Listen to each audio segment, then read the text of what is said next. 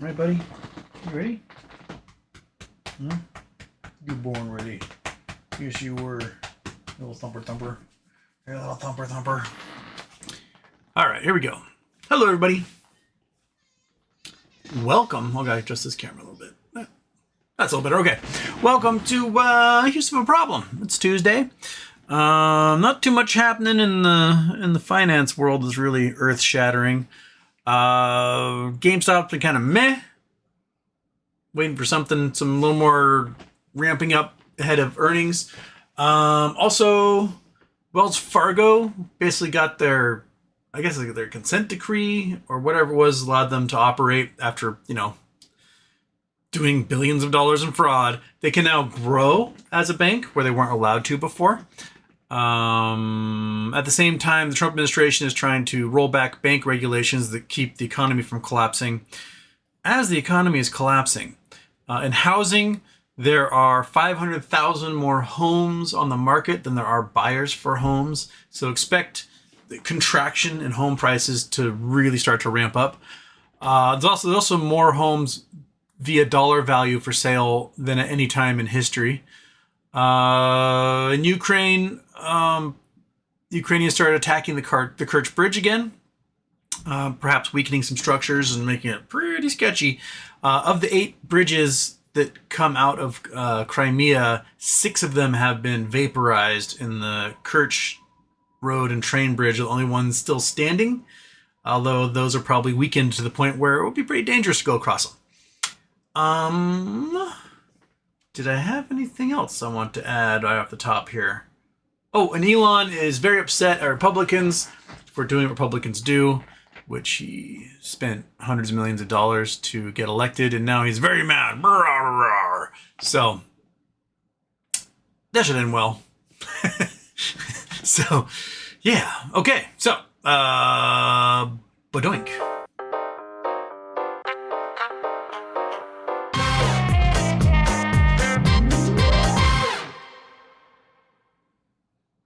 Oh, there we go. Off. Nice. Okay. Oh, go away. All right. Oh, I forgot to put this on to multi-stream. Make that live chat and then put it in a multi-stream. There we go. All right. So I should be able to see. I forgot to put a multi-stream and then I can't see what's happening over on the Twitch side. So, what's on your minds? What's happening? It's Tuesday. Let's Tuesday it up, shall we? Blat, man. Shit could pop off any moment in the next couple of weeks. That narrows it down there, Blat, man. Here, there, everywhere. China, India, Pakistan, Ukraine, Russia, the stock market.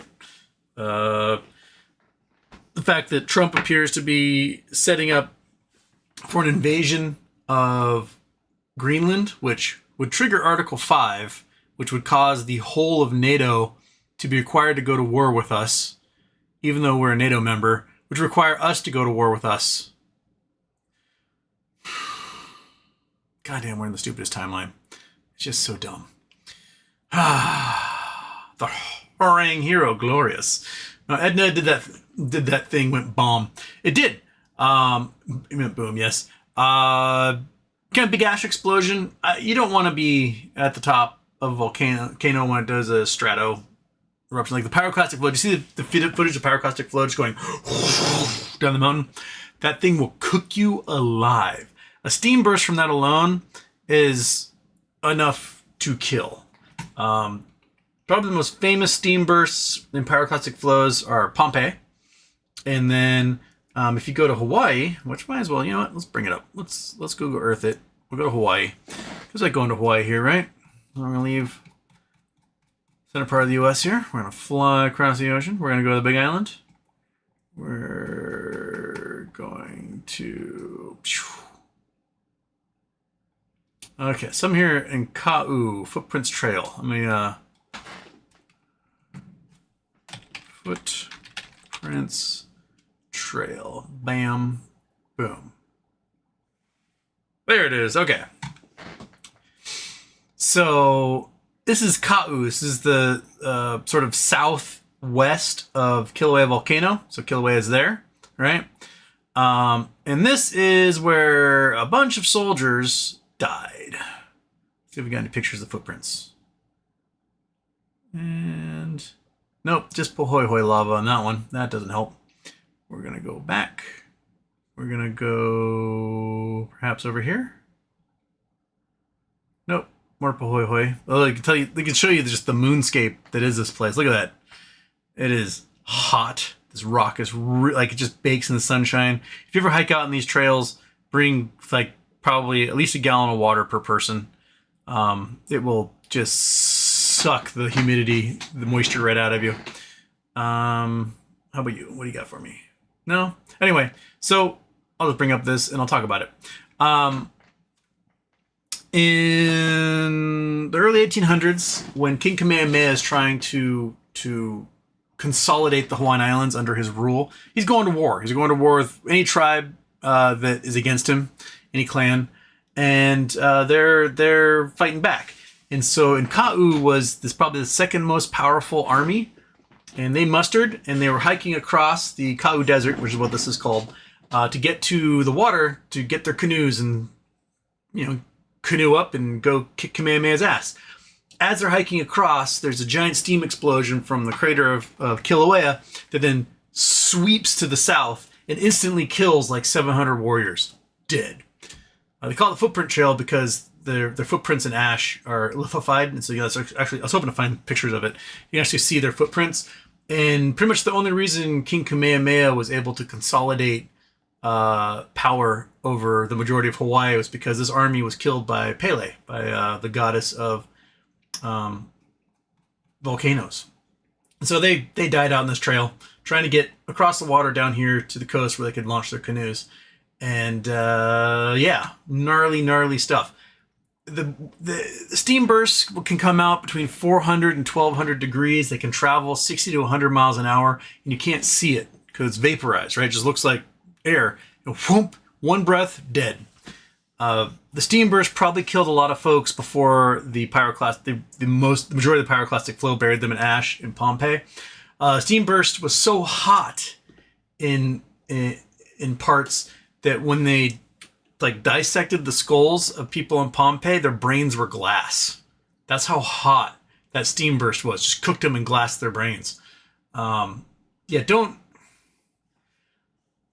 If a volcano is in the middle of erupting, don't go to the, especially if it's a volcano that can shoot ash like Etna or St. Helens or whatever. Don't go to the crater. Just those tour guides that took those people up there, they're so lucky they didn't kill everybody up there. Getting smashed with like car-sized boulders or hit with a giant steam blast. Just silly. I would not do that. No sirree, Bob. You wouldn't find me doing it. Okay. Very well, so copy paste. They will not issue margin calls. They are not going to allow any retail stock to squeeze. They control the computers that allow trading. Perhaps we still have a chance, though, because volatility still hits when they're controlling everything, to potentially make a retirement number off of an options play. Hoping to do that last week, but man, they were so ready for the Bitcoin announcement to just hammer GME down so hard. Yeah. Big Z Zerp, Houston. Did you see Sean Carroll destroy Eric Weinstein's revolutionary physics theory on Piers Morgan show? I did not, but my guess is if Eric Weinstein is part of it, it's probably pretty easy to destroy. The Weinstein brothers are just so dumb. Dark Horse Podcast is so dumb. Everybody involved with that is so dumb. Send me a video. I'd love to see the link. Good thing I thought he might actually go live again. It happens. Bex, Houston, happy birthday. Let's hear about the interesting rock or mineral that more people should know about.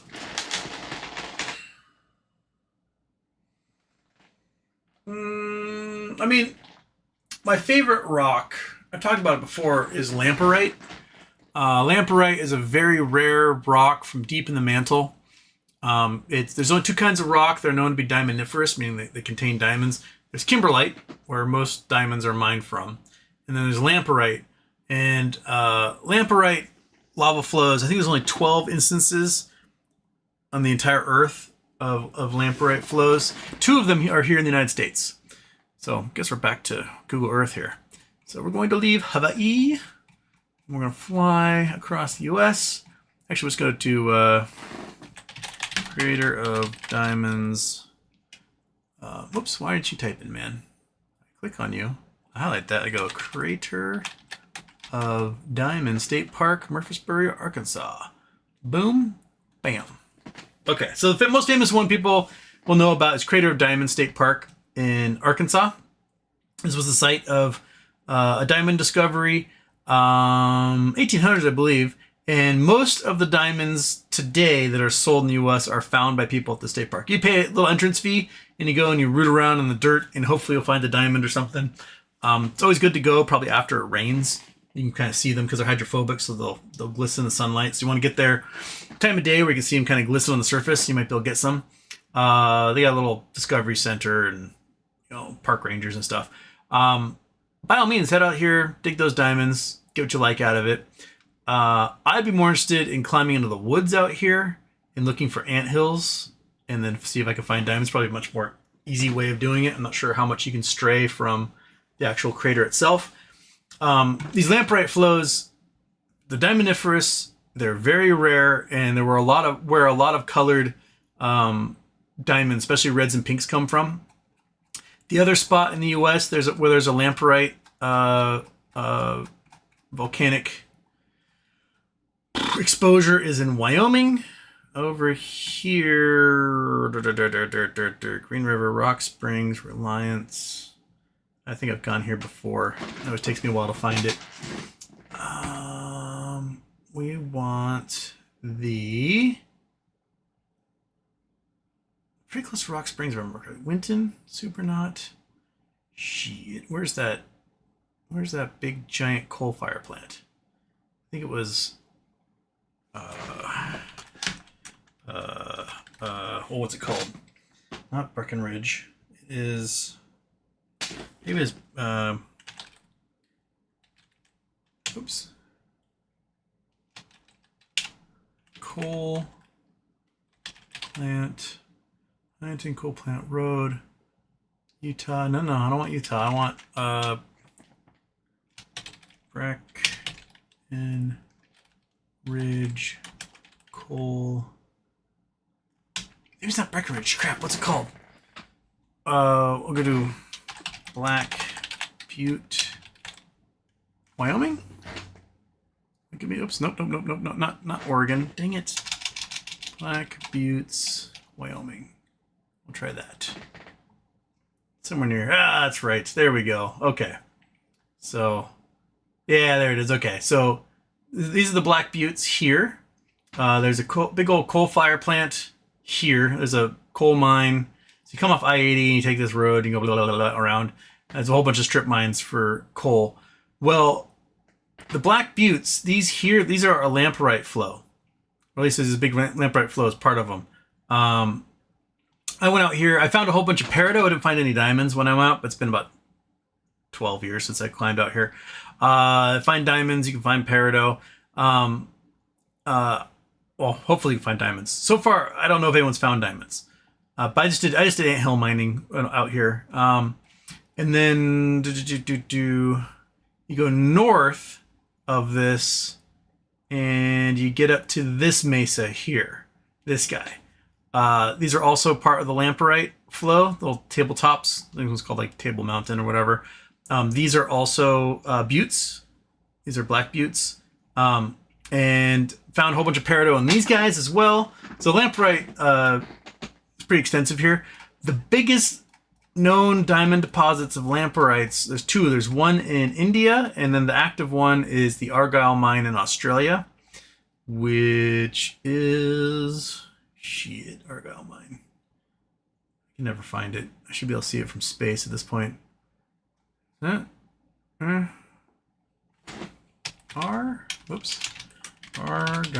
mine. There we go. Argyle diamond. Shaboink. Yeah, right there. Okay. So this is where most red and pink diamonds come from. 35 million carats of diamonds a year come out of this lamprite lava flow. Most of them in the past were industrial diamonds, like brown diamonds. They considered dog shit. But the Australians did an amazing job of marketing in the early 2000s, rebranding them as chocolate diamonds, burgundy diamonds, champagne diamonds, and then paying a whole bunch of Hollywood stars to wear them on the red carpet. And then all of a sudden, these diamonds that sold for like 70 cents to be made into drill bits started selling for like $4,000 a carat, as everybody wanted them. And so they're 35 million carats. They pull out about 20 or 30 of those 45 million carats, like 20 or 30 carats total, are red and pink diamonds. And that's where most of the red and pink diamonds on Earth come from. Those can sell for $100,000 to $10 million a carat if they're red.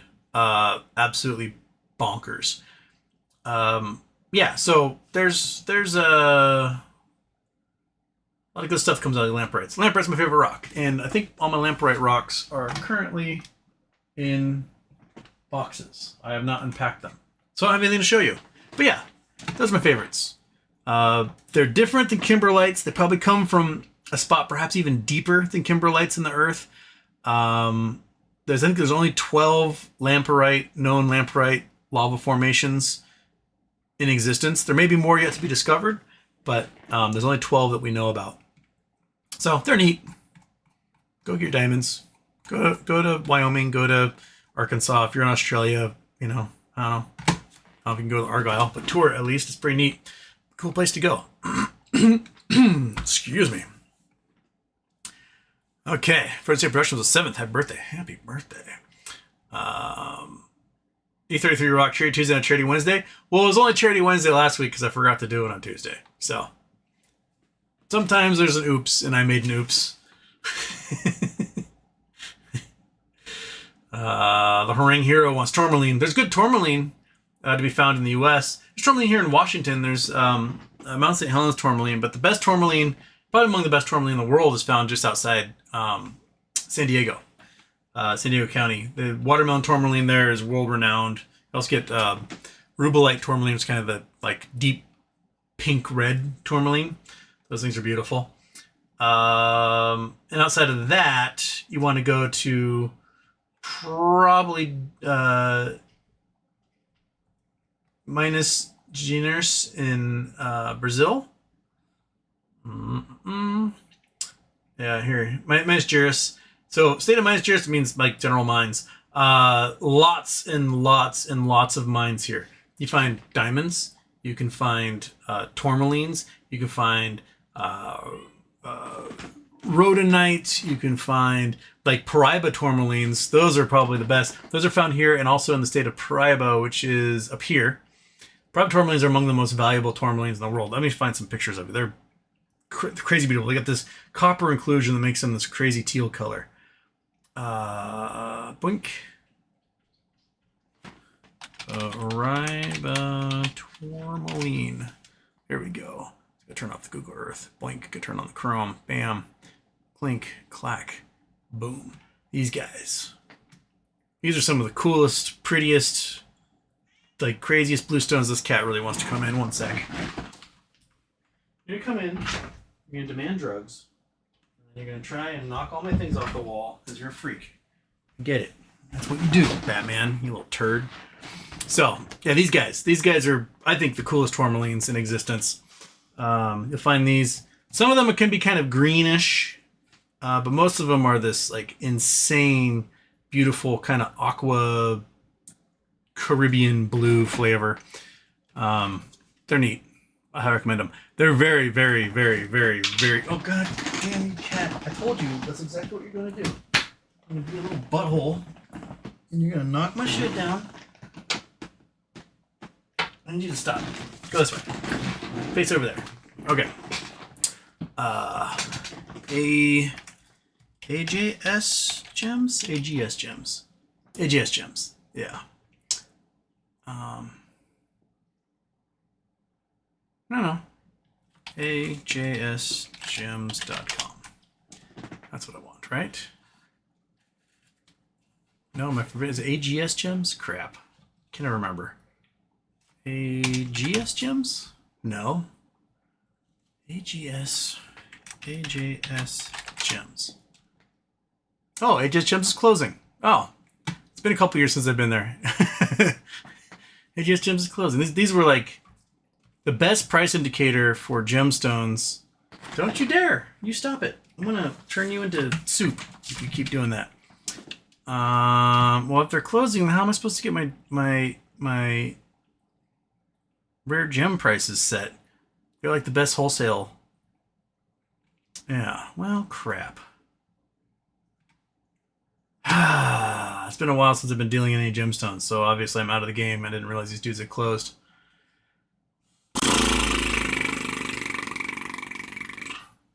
Well, heck, man. I don't know much about this. Sad to me. Yep, they're gone. Well, crap. Well, I was going to show you how much these things go for, because they'll show you the private tourmalines and the watermelon tourmalines, and they don't anymore, because I guess they probably retired or whatever. Anywho, lame. Yeah. The Harangue Hero sent me diamonds. Thank you. Thank you so much. Tourmaline is the coolest rock crystal structure. Oh, when you get like really cool tourmaline, I don't call them. They're like really skinny tubes, really neat. Tourmaline crystal images. So you'll get like cool guys like this. These are watermelon tourmalines here. I love the really long, skinny ones when they start to form. Cat, don't you dare! Don't you dare! I see you thinking about it. I don't want you even considering it, man. I think they're really neat. They're very Fortress of Solitude, kryptonite looking thing, like from Superman or something.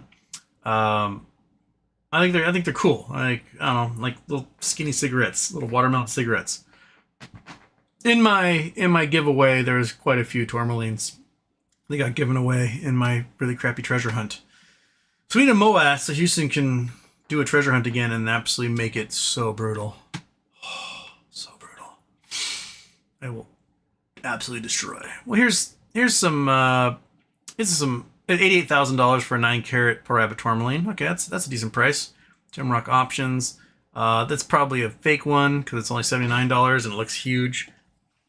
$249,000 for a 14-carat one. So the prices are up there. Yeah. Anywho, getting distracted. Okay.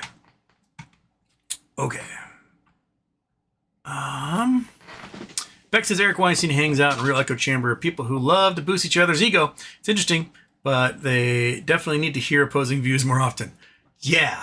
I dated a very briefly, I dated this beautiful actress. She's been in some TV shows and stuff. You'll see this is back during COVID. It didn't last long because she was very much that vaccines aren't real, COVID isn't real, and she'd always be like, "Do you listen to the Dark Horse podcast? You would love the Dark Horse podcast. You listen." I just couldn't.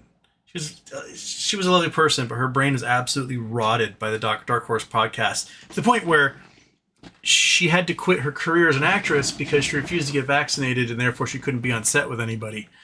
And she like vaporized her own career because of these people. It's a real bummer because she was very talented. Oh my goodness, so beautiful. But man, like just rotten brains out there. Ronald Rose, what's going to happen when there are huge amounts of unemployed and no jobs to be had due to automation? Will we need fortresses for homes? Probably the only logical place to go is some sort of like base income for everybody. You're going to get this much a month, but it has to be enough so that people can live comfortably. Because otherwise, there's just going to be a few jobs for some executive level decision makers. Even then, they'll probably outsourcing a lot of that to AI. My guess is that when we get to the point where there's so much automation and so much AI that we'll just have an AI war, and it'll be full on Terminator apocalypse type stuff. So there'll be plenty to do. You'll just be in the human conscription corps, fighting a whole bunch of robot drones that will just vaporize you from above, and that'll probably be the future. But like, I don't understand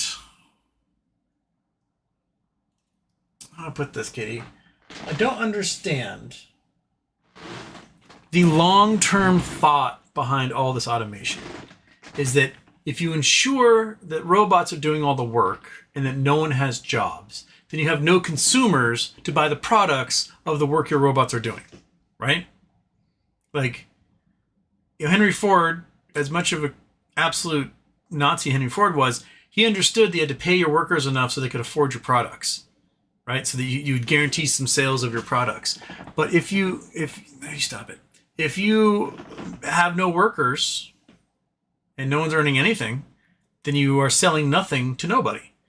And there needs to be some sort of inefficiency of the system, sort of like if you're a sociologist, like a functionalist approach. There needs to be some sort of inefficiency in the system to keep the humans busy so that they have the money that they can buy the stuff with.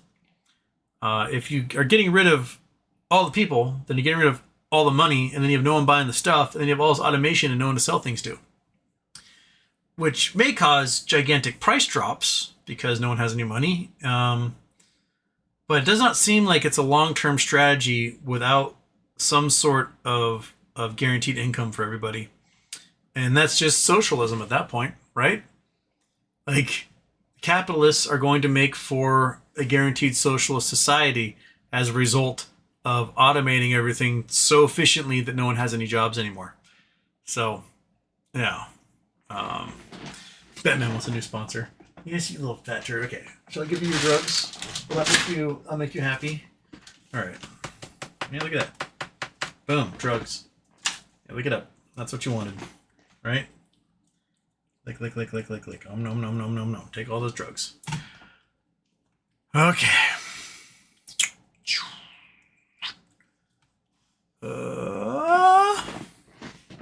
Where's my spot? Ron Rose says, Soylent Green apocalyptic? Yeah, probably. You know, it's made of people. Dustin Height. If a BBBY Class 6 is paid, will they receive the speculated equity in other companies as well? Will that be separate from the payout if it occurs at all? I'm not sure how it all ties together. I think it depends upon what type of reemergence the BBBY shell takes. They can probably do one of three things with the bondholders in Class 6. Because there are other people in Class 6 who are not necessarily those unsecured bondholders. They can get paid out in cash for face value. You know, $1,000 bond, you get $1,000, done. You can get paid out in equity. So if you got a $1,000 bond, you get 26 shares and whatever. Or they can reissue the bonds, meaning maybe get some sort of payout for interest and things over the past couple of years. But then they just reissue the bonds, so they're under a new QSIP with either a new date or just a new name, and then they start paying out regularly over the next several years. All three of those would be considered acceptable according to the plan. Now, whatever choice those three are made, maybe they'll give a choice to bondholders. Like, do you want these to be reissued? Do you want shares? Do you want payout? Like, pick one of those three. Maybe they'll give the opportunity to the bondholders. I don't know. But my guess is the 2024s will probably get paid out. Gone, done, not dealt with. The 34s and the 44s will be the interesting ones. Those will be the ones to see if they are done in cash or if they're reissued or if the equity comes for them. It'll be when that's satisfied is when we should start really caring. I mean, or if you're a bondholder, you should probably care now. But I'm not a bondholder. I won't care until the bonds are taken care of, and then we have an idea of what's left over for the shareholders. There's some speculation because there was a $75 billion bond posted by JP Morgan that was then bought by Bank of Canada or someone in Canada. And people are like, oh, $75 billion is going to us. We're going to get $1,000 each for our shares. I don't know, man. That's a lot. That's a giant leap. I would take it if they do it, but I don't think we're getting $1,000 a share. I think it's going to be between $1.50 and like $100, somewhere in there, depending on what the total share count is. And that we probably won't know that until HBC and B. Riley are taken care of. So, sit and wait. Twiddle them thumbs.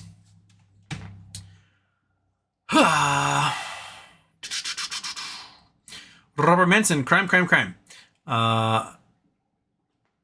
It looked like it dipped 30.68 about 10ish. I bought 8 $31 calls at 68.72 cents in 2 accounts. And then lunchtime happened, and after lunch, didn't guess on a Wednesday they would try to push the $17,031 call. Figured they'd wait until late Thursday. Looked more like the algorithm high frequency than shorting. Who knows? Just another day of normal stock chart. Sure. Yeah, I mean, I'm sitting on those 30.5s, and they got pushed out of the money today. I was like, didn't want that to happen. Late last night, it looked like the stock was going to close above or open above 31, and they somehow pushed it down. I don't know. It's like, yeah, crime. Can I read happy birthday, HW? What's your thoughts on a recession coming up? Lots of people obviously saying that they just won't call it a recession, but move the goalposts further. How long can they keep it up? I don't think they'll be able to keep it up long. We still have a lot of unknowns with tariff wars. Other countries do not seem to want to deal with the U.S. They don't want to buy U.S. products. U.S. products aren't shipping like they used to. Our farmers are doomed because so much of what we grow is meant for export, and we're not exporting any of it. So, yeah, I think a recession will come, and we will feel it. We have construction slowing down, both from the fact that there's commercial real estate failure, housing, residential real estate failure, and undocumented immigrants are being chased down off job sites. The big, you guys saw the video footage from this week in Tallahassee where there's a big development going on, and like the ICE brought in buses to pick up undocumented workers and ship them out. It turns out the owner of the construction company called ICE on his own employees because he didn't want to pay them. This dumb motherfucker just destroyed his own business because he didn't want to pay a few guys for the work they had done. Absolutely murdered his business. Just profound levels of stupidity. But hey, repairs need to get done all over Florida. Construction needs to get done all over Florida. And it can't get done now because the entire workforce has run away. Great, looking out for your future there, you selfish little clown.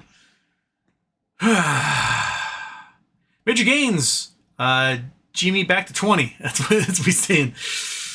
I don't think so until after. It might go back to 20, but it won't be until after earnings. And dig dug doink for monkey butt. Okay. All right. Oh, is this interesting, monkey butt? Huh? How about a long skinny one? Yeah. Come on. I'm gonna put it right there. She's much more interested in sleeping right now than munching on her figure. She had horrendous diarrhea all night long and woke me up every like 45 minutes, like, and I'd let her outside, just all over the yard. To find at 5:30 in the morning, I just left the door open so she'd go in and out because I couldn't anymore. Like, I'm running on almost no sleep because of little poopy pants here being a little poopy doopy. She might not be that hungry right now. She might still have a little tummy going. Oh. About once a year she does this to me. Yeah. Oh. Knock your thing on the floor? Get it, dude. Okay. Monkey got a treat. Josh Otten, who had South African PayPal tech mafia overlords on their End of Democracy bingo card.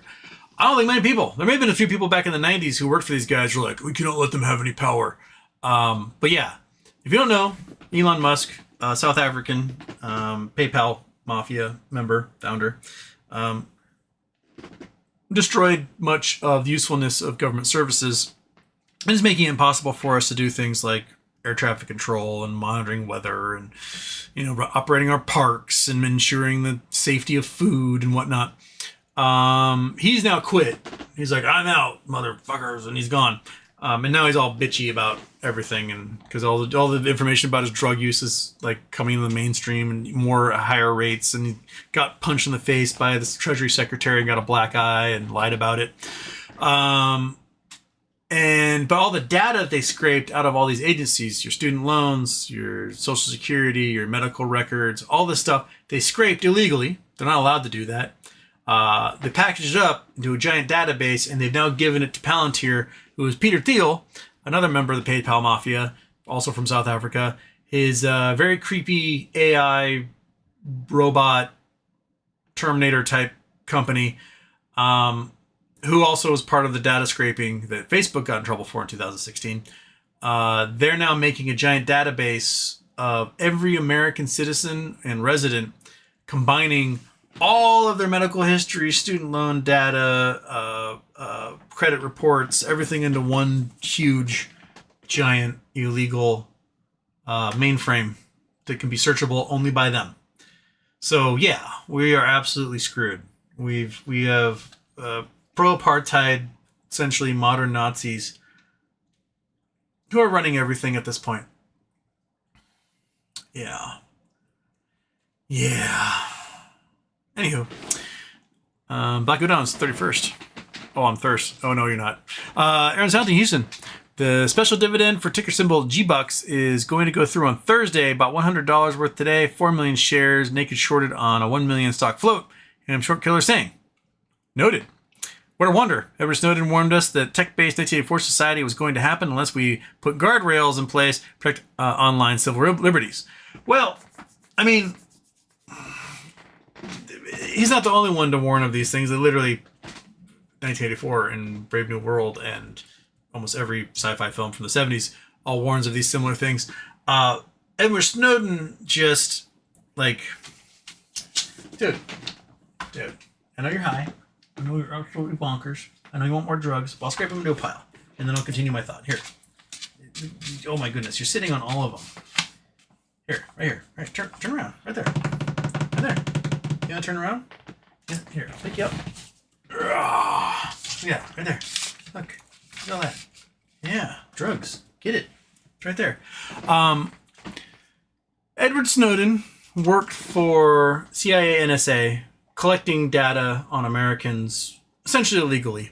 And not only that, spent much of the early to mid-aughts defending it online anonymously through his social media accounts. It was only when Obama became president, the black guy became president, that all of a sudden Snowden was like, whoa, man, collecting this data is wrong. And then he was all of a sudden against it. He was all gung-ho for it when the white guy, G.W. Bush, was doing it. But when that program passed on to Obama, he was like, no, dude, this is wrong. And rather than going whistleblower status with Congress or anyone else, he decided to steal a whole bunch of sensitive data and give that to the Chinese and to the Russians, and then fled to China and eventually Russia, where he lives under a 1984 police state that monitors everything he does. Like, if Snowden had just come out, just like gone for whistleblower protection status, he would generally be a hero. But because he stole a whole bunch of sensitive data, like hard drives worth, and then gave them to the Russians and the Chinese in order to guarantee a safe passage into those countries so he didn't face any consequences for everything he stole, that's, he helped make that society the way it is. He is now a Russian puppet who does things that the Russians tell him to do because they'll kill him otherwise. So yeah, I mean, I'm all against monitoring of everybody. I'm against CCTV cameras being everywhere. I'm against, these AI systems taking all of our data and just making it searchable by the worst people among us. I'm against these things, but that should be obvious to everyone and not just like Edward Snowden saw the future. Edward Snowden was part of the system and was okay with it so long as a black guy isn't in charge. The minute a black guy's in charge of it, then he's against it. So that shows you his. It's like Julian Assange. Julian Assange is like, hey, I'm an anarchist. I believe that all this information that's hidden in government servers should be available to everyone. Cool. hey, Julian, here's a bunch of data I stole from the Russian military. Oh, I'm not publishing that. Right? It makes Putin look bad. I can't do that. Oh, so you're just a fucking liar. Like, I appreciate the leaks that have happened. I appreciate learning this stuff. But it's a two-way street, dude. Like, be honest. Be like, hey, I'm leaking this stuff for the Russian government to hurt the West. Don't you dare give me anything that hurts the Russian government. That's kind of where these two end up. I mean, our new press secretary for the Department of Defense is a pro-Putin puppet. Oh my gosh. Stop it. Stop it. I'm going to squeeze the life out of you right now. I'm going to squeeze the life out of you right now, you little freakazoid. You've covered in drugs. You don't need any more. So just knock it off, huh? Can you do that? Can you knock it off? Yeah, if you look up her posting history, Kingsley, what's her name? Kingsley, no, something douchey. She didn't believe the U.S. should ever invaded Ukraine. That never happened, and it's all a big lie, and that really it's America was antagonizing Russia, and we deserved it, and the Ukrainians deserved it because, and now she's in charge of being a spokesperson for the Pentagon. These pro-Russia douchebags, you'll find them all over the place. They'll say sort of half-truths. You're like, oh, that makes sense. And then all of a sudden, you'll start noticing some very pro-Kremlin talking points in a lot of what they say. That all of a sudden you're like, oh, you're being completely disingenuous about that. So, right, fat boy? Right? Oh, yeah? Need the butt scratch? Like that butt scratch? Yeah? Okay, eat your drugs. Eat your drugs. Quit knocking the crap down. I don't know what you did with that last magnet holding that guy up there. I have no idea where it is. I heard it flop. I don't know. Oh, you gonna fight me? Are you gonna fight me? Are you gonna fight me? Huh? You gonna fight me? Are you gonna fight me? Can't wag your tail now. Okay. Okay. 00000 fair 000 says hi monkey. Hello. Harangue Hero says the one bonus of feudal capitalism is if there are no workers, there are no feudal lords. That's true. Because the feudal lords, what's the point of owning things if you don't get any money for them, right? Like, what good is it? Like, all these like tech bros and billionaires who are making their bunkers, right? Got Peter Thiel making that giant bunker in New Zealand, and Jack, what's his name?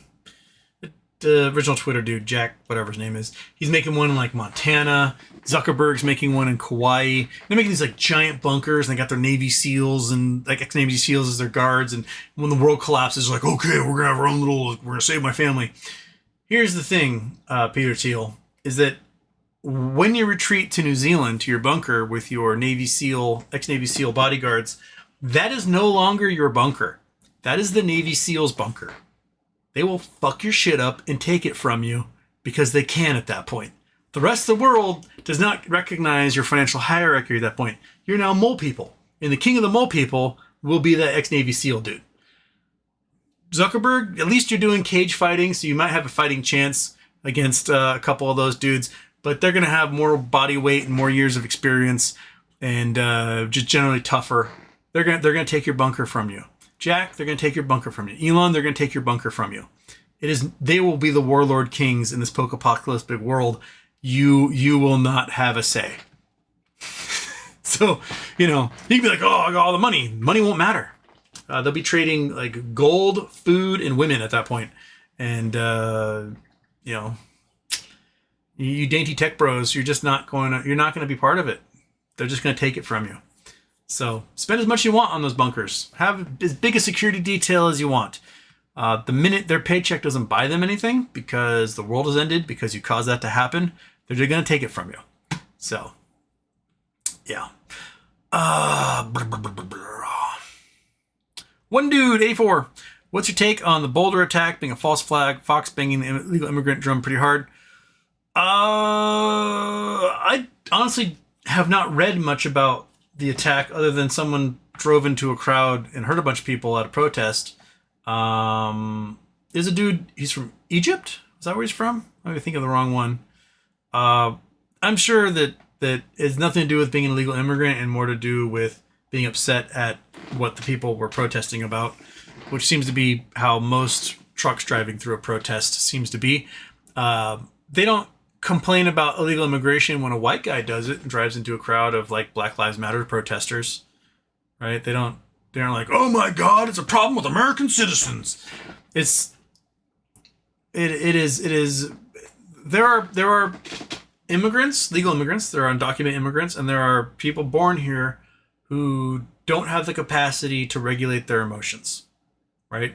There are folks who lack empathy and compassion. There are folks whose anger takes over and they act out in a blind rage. Most murders are a crime of passion and not pre-thought out.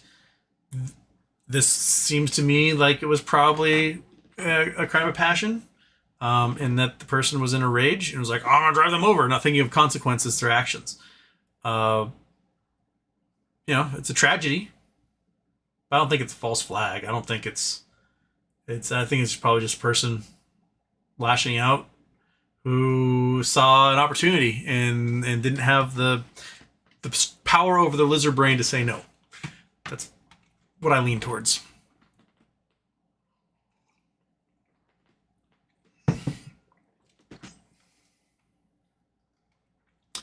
Aaron Salentine says G-Bucks can go to $100 and $150.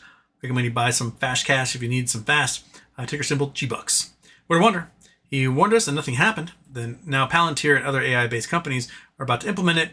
U.S. social credit system. Here we come. That was going to come regardless of the Snowden warnings, because that's what Terminator's about. Soylent Green, Death Race, Running Man.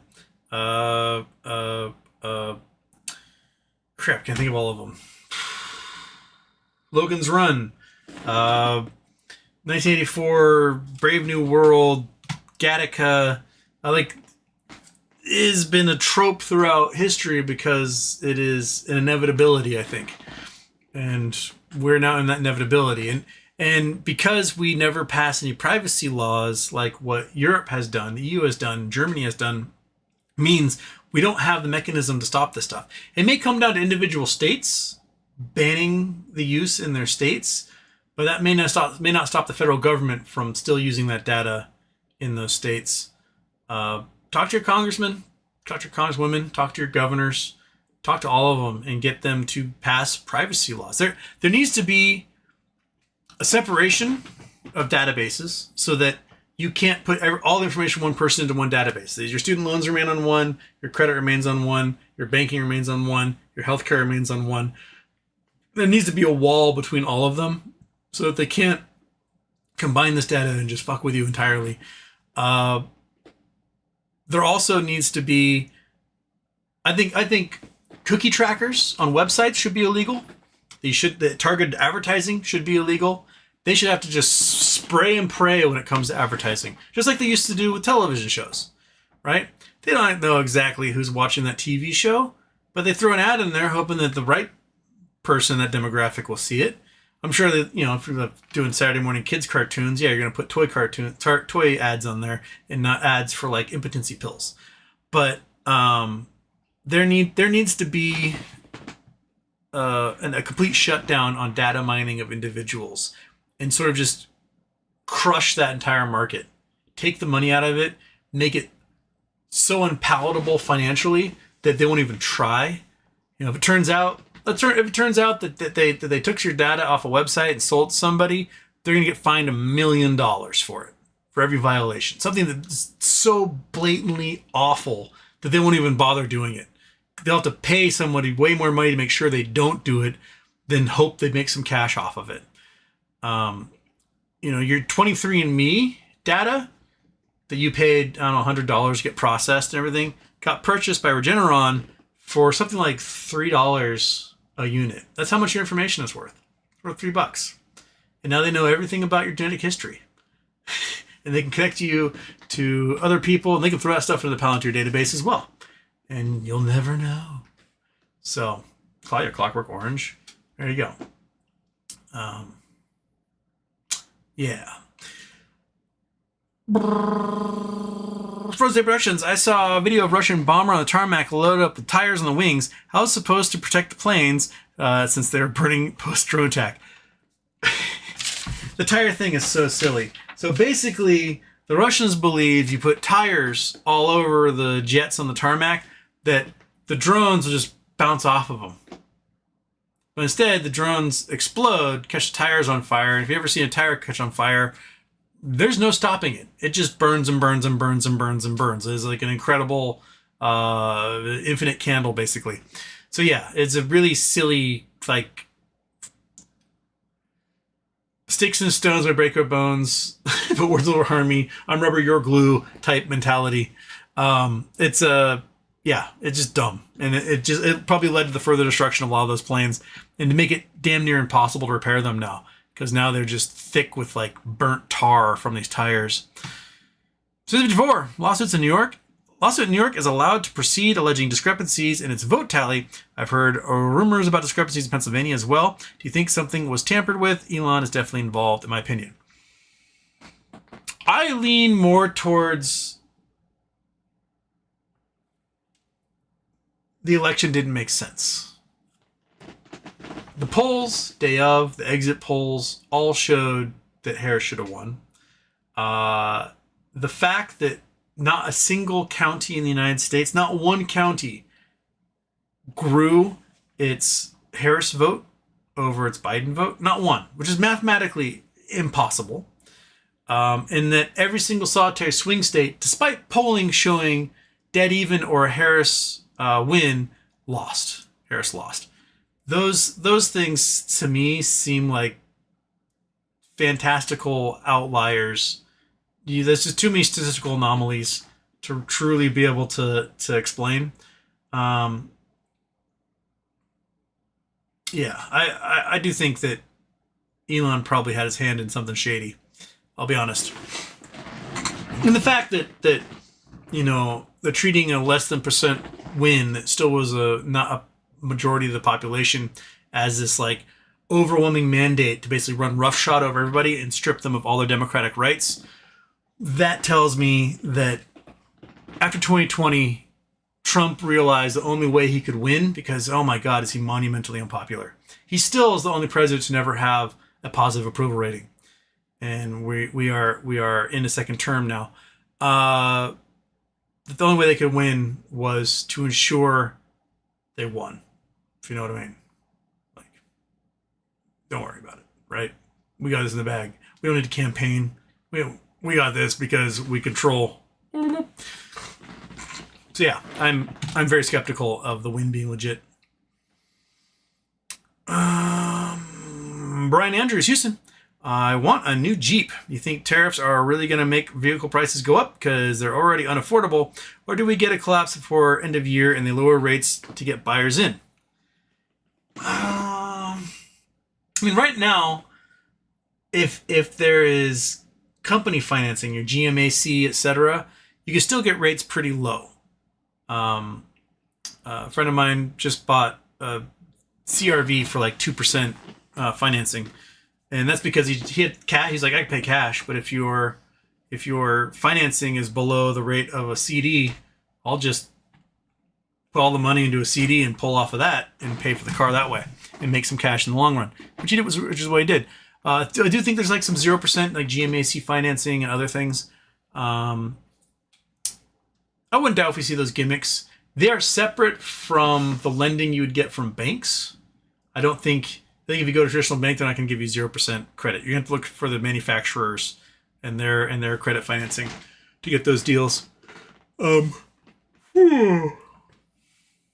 But because bond yields are so unwieldy, just in general, it's going to be a whole bunch of very expensive loans going on. I mean, you saw the data last year when mortgages were like 7% plus, that a $600,000 house sold in 2022 now has to be a $300,000 house for the same mortgage payment. And so that's why people aren't selling their homes they bought, even though it's starting to go underwater on them, because their interest rates are 1%, 1.5%, 2% in there. And two, people aren't looking for new homes because you're going to get a much, much, much less house for your money than you were before. So that's why the market's starting to flood with especially Airbnbs and stuff going on the market, because they're all being short sold because people can't afford their mortgages. And no one's buying, because who's going to go out and pay 7% to buy a house? No one. This isn't 1986. Like, people are not too far removed from the good times on those interest rates, and they look at the interest rates, they go, gross, I'm not doing that. So I don't know what the auto manufacturers are going to do, but the prices are definitely going up while the market for buyers is going way down. This is Houston. I need SPX to be at 5,100 in 45 days or less. I think I got a chance.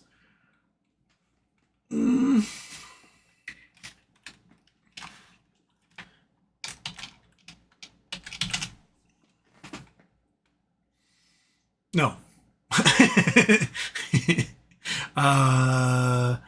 Let's see here. I mean, it did drop all the way down to 5,000, 4,900 back in April. And it was a quick drop. It went from 6,000 down to that in what? Was it 6,000 in February? And by April, it had dropped down to 5,100.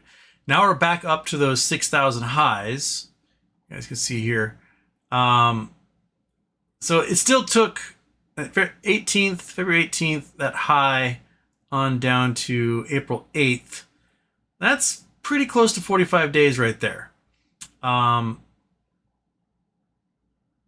mean, there could be a total utter collapse. A bank could go down.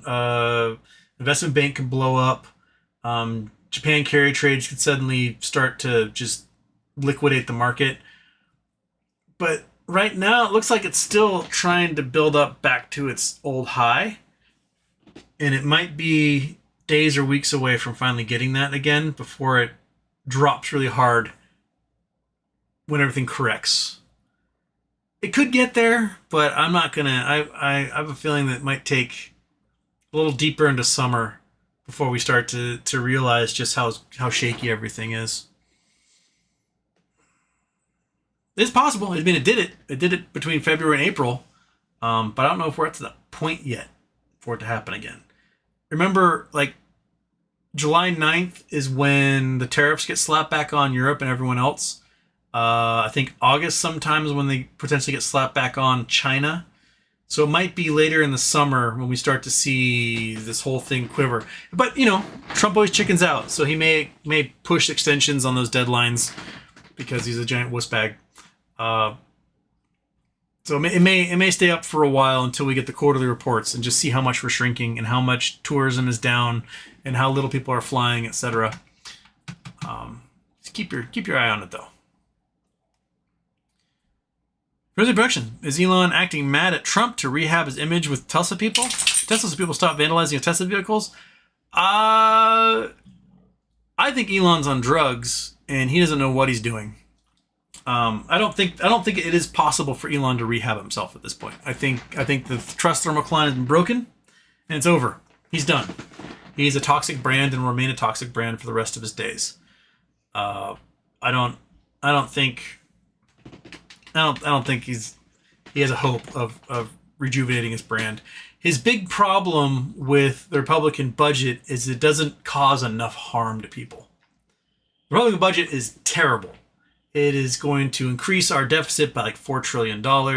It wipes out $800 billion from Medicaid, wipes out a whole bunch of money from food stamps. It's hurting kids, the elderly, and the disabled. And it's targeting those groups as essentially we can do away with them. All the while transferring a whole bunch of wealth to a bunch of already rich people while cratering services and government programs that we use every day to benefit all of our lives. So Elon is like, it's not enough. And you need to do more damage. You need to hurt people more. And that's his beef, is that they aren't hurting people enough to his taste. Dude, Elon, you're worth $400 billion. Why don't you stop trying to hurt people and try to help them. Like, what, you're worth hundreds of billions of dollars. Why are you angry? What is your damage? How are you so broken at this point? There is nobody who has $1 billion in their account who should ever be mad about anything, right? Like, I remember one time working in a pub, serve mostly fish and chips and stuff. It's on the waterfront. And one of my coworkers was like, Houston, you just never get stressed out. Why have I never seen you angry? And I was like, it's fish and chips. Who gives a fuck? Not like someone's life is in the balance, right? Like, I don't care. I'll do my job. I will try to make their experience as best I can. But if something goes wrong, well, you can only do one thing at a time. So you work to correct and you work to overcome, and boom. And if that person wants to be super absolutely pissed off and just they're raging because, their fish and chips took 10 minutes too long, or a fly fell in their drink, or, they got salad instead of fries. I don't know, whatever their complaint is. Like, everything can be fixed. There's no one actually being harmed in this scenario. Chill out. This is where billionaires need to be in their mentality. They're at the top. They've got the fancy cars, the homes, the jets, the yachts, supermodel girlfriends, the mistresses, they have it all. They have everything. They have no reason to be mad about anything, ever, at all. Everything should be copacetic if you are a billionaire. Chill the fuck out, right? And yet we have a category of billionaire in this country in particular that wants more and thinks everyone else is deserving of nothing, right? Like, these folks have never functionally operated at a middle class level. Elon will tell you that, I was poor when I was in college. No, fuck you were. Your mom was a supermodel. Your dad owned the largest mining firm in Africa, right? Your mom's boyfriend at the time was the largest private landowner in Canada. Buddy, you were rich. Your own wife back then says she started dating you because you were rich. She's like, well, I started dating this weirdo because he was rich. Because why not? Yeah, you're driving classic BMWs. You had Rolexes. You were fucking rich when you were 22 in college. Now, he has no clue what it's like to operate as a middle class individual. What's operate as an employee, because he's never had to. He's never done it. So he thinks that everyone else who isn't a billionaire is just a lazy sack of shit, not deserving of anything. But Mr. Moneybags, who got rides to school in a Rolls Royce, he knows what hard work is all about. Hard work is all about max dosing ketamine and mushrooms and LSD and cocaine, and then, tripping balls and being the most obtuse, awful human being you possibly can to everybody. And then being mad about it when people react to that. But my mom said I was special. How dare you criticize me? I'm mommy's special little boy. And that seems to be where a lot of these billionaires sort of end, is that they were mommy's special little boy. How dare you criticize them? And it makes them super duper angry. There are billionaires out there who you don't know who they are because they're out there just doing their thing. They're like, hey, you know what I'm going to do? I'm going to go fly fishing in Belize. I'm going to go skiing in Montana, and I'm going to take my wife on a trip through the Amalfi Coast, and I'm going to come back home, and I'm going to donate to the Boys and Girls Club, and I'm going to ensure that the high school basketball team has uniforms, and then we're going to go vacation and do the train ride through the Rocky Mountains. And there are people who are totally content with this, but there's a certain class of billionaire who are just, quite frankly, cunts. They are. And I think if you don't know how to have your tens or hundreds of billions of dollars responsibly, it is society's job to take it from you. With great power comes great responsibility. You are the most irresponsible billionaire of them all. So we're done. That's it. You lost your privilege, right? Because if you're acting like an asshole, your mom sends you to your room, right? Or you go stand in the corner, or you get detention from the teacher. Why is it that when these billionaires break the social contract and become these misbehaving little shit stains, that we just have to just grin and bear it because they're billionaires? There's more of us than there is of them. Right now, Congress could go, you know what? no more contracts for SpaceX. Done. You guys fucked up so much. You've wasted so much money. That's it. We're going to nationalize you, and it'll be a public company, and then it's owned by the public. Yeah. Anyway, I got to get going. I don't know when I'm going to do a show tomorrow. There's a whole bunch of things. I might not get to one tomorrow. And if I do, it may be really, really short, like half an hour or something. Otherwise, I'll see you guys on Thursday. I'm cooking dinner for friends. I've got a whole bunch of pork chops brining right now. Yeah, I guess I have some things to do tomorrow. So I might see you guys tomorrow. If I do, it'll probably be a little earlier than today's show. Other than that, I don't know when I'm going to see you next. Probably Thursday, if anything. So you guys have a great day. Thank you for the great questions. And we're gonna move on. All right? Bing.